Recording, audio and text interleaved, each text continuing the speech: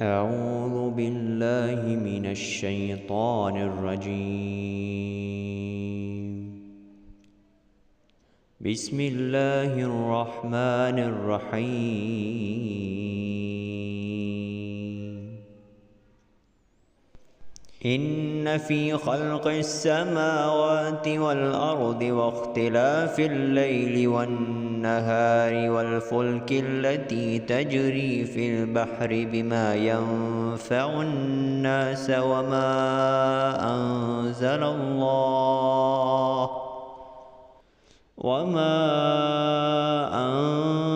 الله من السماء من ماء فأحيا به الأرض بعد موتها وبث فيها من كل دابة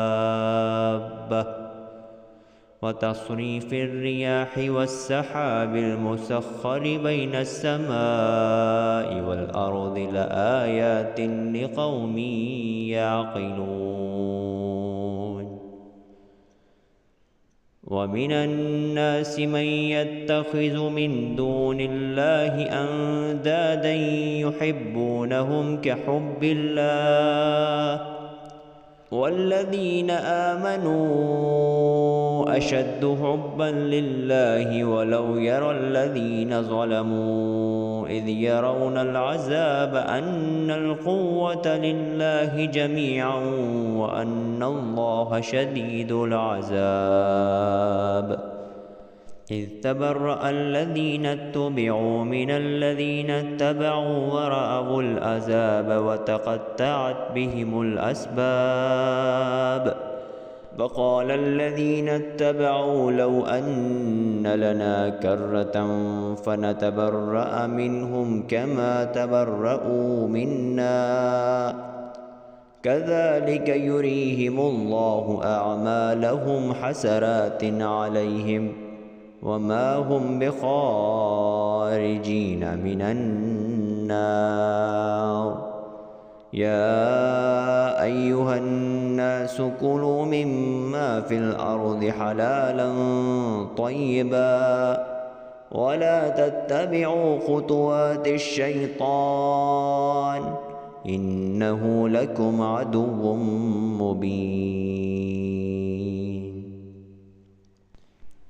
إنما يأمركم بالسوء والفحشاء وأن تقولوا على الله ما لا تعلمون. وإذا قيل لهم اتبعوا ما أنزل الله قالوا بل نتبع ما ألفينا عليه آباءنا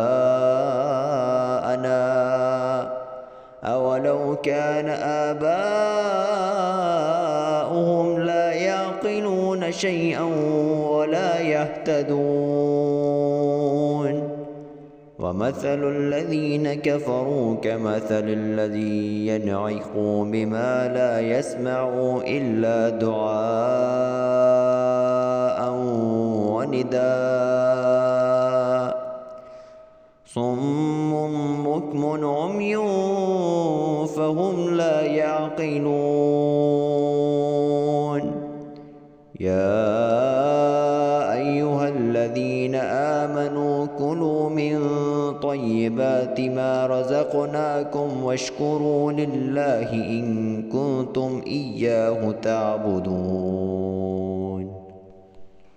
إنما حرم عليكم الميتة والدم ولحم الخنزير وما أهل لغير الله به فمن اضطر غير باغ ولا عاد فلا إثم عليه إن الله غفور رحيم. إن الذين يكتمون ما أنزل الله من الكتاب ويشترون به ثمنا قليلا أولئك ما يأكلون في بطونهم إلا النار ولا يكلمهم الله يوم القيامة ولا يزكيهم ولهم عذاب أليم. أولئك الذين اشتروا الضلالة بالهدى والعذاب بالمغفرة فما أصبرهم على النار. ذلك بأن الله نزل الكتاب بالحق وإن الذين اختلفوا في الكتاب لفي شقاق بعيد. صدق الله العلي العظيم.